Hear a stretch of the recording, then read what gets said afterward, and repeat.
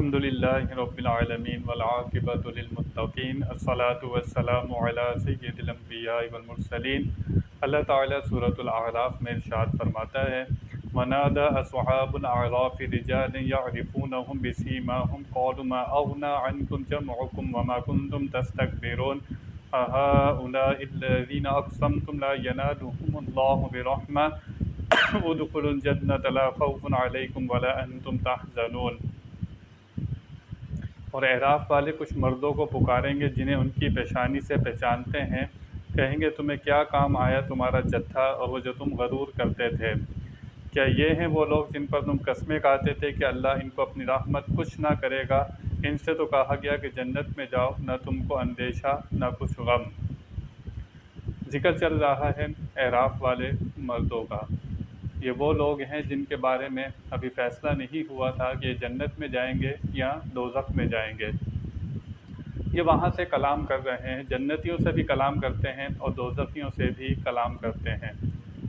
یہ دوزخیوں کو ان کے چہرے سے پہچانتے ہوں گے، ان کے چہرے سیاہ ہوں گے، دوزخیوں کو ان کے نامہ اعمال الٹے ہاتھ میں ہوگا، تو یہ اعراف والے لوگ ان کو پہچان لیں گے اور کیا کہیں گے کہ تم لوگ غرور تکبر کیا کرتے تھے، جو کافروں کے سردار ہوں گے یہ ان سے کلام کریں گے اور ان سے کہیں گے، دوزخ میں جب وہ چلے جائیں گے تو یہ ان سے کلام کریں گے اور کہیں گے تم غریب صحابہ کرام پر ہنسا کرتے تھے، بلال حبشی پر تم ہنستے تھے، سلمان فارسی پر تم ہنسا کرتے تھے، تم جو غریب صحابہ کرام تھے ان پر ہنسا کرتے تھے اور یہ کہا کرتے تھے کہ اللہ تعالیٰ ان کو کبھی کوئی نعمت نہیں دے گا، اور یہ قسم کھا کر وہ یہ بات کہا کرتے تھے۔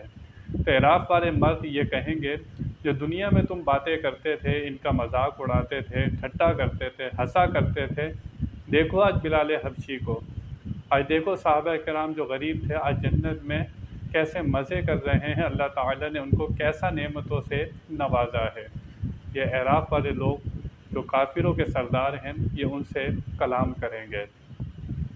کافر یہ سمجھتے تھے کہ دنیا کا ہمارے پاس مال ہے اور ہمارے پاس آسائشیں ہیں، ہمارے پاس اولاد زیادہ ہے، ہمارے پاس کھیتی باڑی زیادہ ہے، وہ اس چیز کو اللہ تعالیٰ کی رضا سمجھتے تھے کہ اللہ تعالیٰ نے ہمیں دنیا کا مال دیا ہے، دنیا کی آسائشیں دی ہیں، تو اللہ تعالیٰ ہم سے راضی ہے، ہمیں نعمت دی ہے۔ جو غریب صحابہ کرام تھے ان کو کہا کرتے تھے تمہارے پاس کوئی نعمت نہیں ہے، حالانکہ ان کو کیا پتہ تھا یہ دنیا کی نعمت، یہ دنیا تو اللہ تعالیٰ کے سامنے مچھر کے پر کے برابر بھی نہیں ہے، تو پھر اس دنیا کی حقیقت کیا ہے اللہ تعالیٰ کے سامنے؟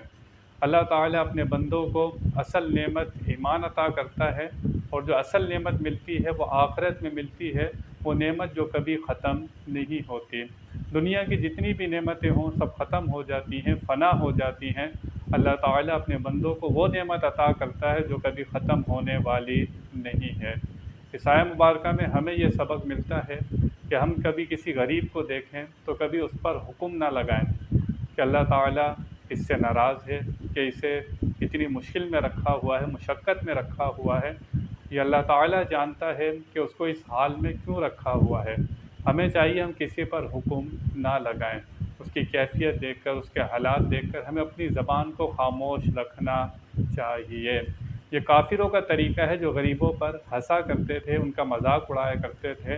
دنیا میں اللہ تعالیٰ جس کو جس حال میں رکھا ہے وہ اللہ تعالیٰ ہی جانتا ہے۔ حدیث شریف کا مفہوم ہے کل قیامت میں ایک شخص ہوتا ہے، اس کو بڑا درجہ ملنے والا ہوتا ہے، لیکن وہ نیکیاں نہیں کر رہا ہوتا، اس درجے کی نیکیاں نہیں کر رہا ہوتا۔